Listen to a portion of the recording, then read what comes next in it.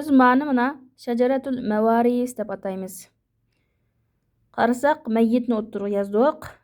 Bundoq yozishga maqsad tushunish uchun. Zavja tepida bo'ldi, zavj ostida bo'ldi. Andan keyin uning ustiga usul deganimiz dadasi va anasi. Dadasining dadasi, anasining anasi deganlarni ko'rsatdi. Asti furu' deymiz. Ya'ni furu' degani qizi, o'g'li qatorliqlarni furu' deymiz. Uning yanında mu'tiqani yozdi. Ma tarafida jihatul umuma, ma tarafida jihatul ukhuva. Tag'i taraf va qarindosh taraf deb yozdi. Shunday bo'ldi. Miras oladigan kishilarningki atrofidagilar cho'ng jihatdan usul, furu', umuma, ukhuva shunday bo'ldi. Endi ashabul furud kelsak, mirasxo'rlarni ashabul furud miras olalaydi buningdan. Asaba miras olalaydi va ashabul furud bilan asaba bo'lmagan chog'da, yo'q bo'lgan holatida zabil arhamlar miras olalaydi dedik.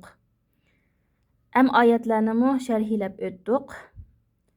Shunga ashabul furudni yaxshi bilish uchun chuqur miras oyatlarini pishiq yodlab, uning ma'nosini, uning ichidagi gaplarni yaxshi tushunib yodlash kerak. Andan keyin Abdullah ibn Abbas radhiyallohu anhu'niki alhaqul faraida bi ahliha fama baqiya fali awla rajulin zakar mushahadasini yodlash bilan birga ma'nosini tushunish kerak. Ya'ni ashabul furud Alloh taolo 11-12-176-oyatda bayon qilib bergan kishilarning o'lishi bayon qilib berdi. Shular bo'lib qolsa, mirasxo'rlar ichida ular o'z nasibasini yeb bo'lgandan keyin eshib qolganini miras o'lik miyitqa urug' tuqqanchilik jihatdan eng yaqin bo'lgan kishi oladi eshib qolganini. Agar bo'lmasa desa, bu ikkilisi bo'lmagan vaqtida andan keyin zavil arhamla oladi. Endi ashabul furud bular Alloh taolo mush oyatlarda bayon qilib bergan ashabul furudlar 12 bo'lib, 4 er, 8 ayol. Erlardan kimni bayon qildi desa, 11-oyatda dadasini va dadasining dadasini bayon qildi. Lekin 12-oyatda bo'lsa zavjni bayon qildi, yo'lishini va ahli umni bayon qildi. Undan keyin ayollardan desa 11-oyatda dadasi bilan birga onasini bayon qildi, bayon qildi, jidda sahiha, umul umni bayon qildi. Ya'ni umul umni bayon qilmadi, lekin onasi bo'lmagan vaqtida shu onasining o'rnida tug'anligi uchun bayon qilgan o'xshash bo'ldi.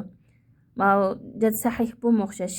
Dadasi bo'lmagan vaqtda jad sahih o'rnida tura oladigan uchun bo'lsa bayon qilmagan bilan bayon qilgan o'xshash degan gap. Lekin 12-oyat yana zavj va zavjani bayon qildi. Anda uxtli uni bayon qildi. Lekin 11-oyatda bint bayon qildi, qiz. Agar qizi bo'lmay bintul ibn o'g'lining qizi bo'lib qolsa, shu bint qizning o'rnida turdi. Undan keyin uxti shaqiqa va uxtli abni 176-oyatda bayon qildi. Tafsilotni sharhlab bo'ldik. Mushlarni ashabul furud 12, erlar 4, ayollar 8 deb mushni pishiq yodlashinglar kerak.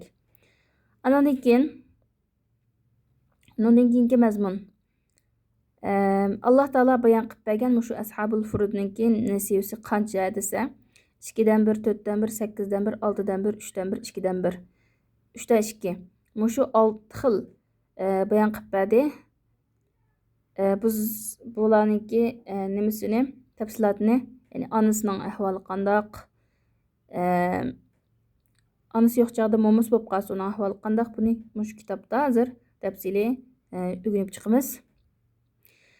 Andan keyin shu 6 xil sonni bayon qildi Alloh taolo. Buni biz qolay bo'lish uchun 2 guruhga ayirib olamiz. 2dan 1, 4dan 1, 8dan 1 bir guruh qilib olamiz. 6dan 1, 3dan 1, 3dan 2 bir guruh qilib olamiz. Buni qilishimizga sabab hisoblashga oson bo'lish uchun bundan keyin. Chunki 8dan 1ning ikkisi 4dan 1, uning ikkisi 2dan 1. 6dan 1ning ikkisi 3dan 1, 3dan 1ning ikkisi 3dan 2. Shunga 2 guruhga ayirib olamiz. Oson bo'lish uchun.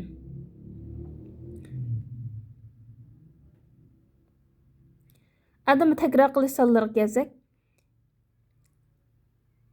alloh taolo masalan fariqul avval fariqun nusf deymiz a yerim gruppasi degandek fariqun nusf 2dan 1 4dan 1 8dan 1 al fariqu sani fariqu sudus deymiz. Buning 2dan 1 3 qatim takrorlangan, 4dan 1 2 qatim, 8dan 1 1 qatim debdi. Buni hozir tafsiliy tushundirman. Anadan keyin 6dan 1 3 qatim, 3dan 1 2 qatim, 3dan 2 2 qatim takrorlangan.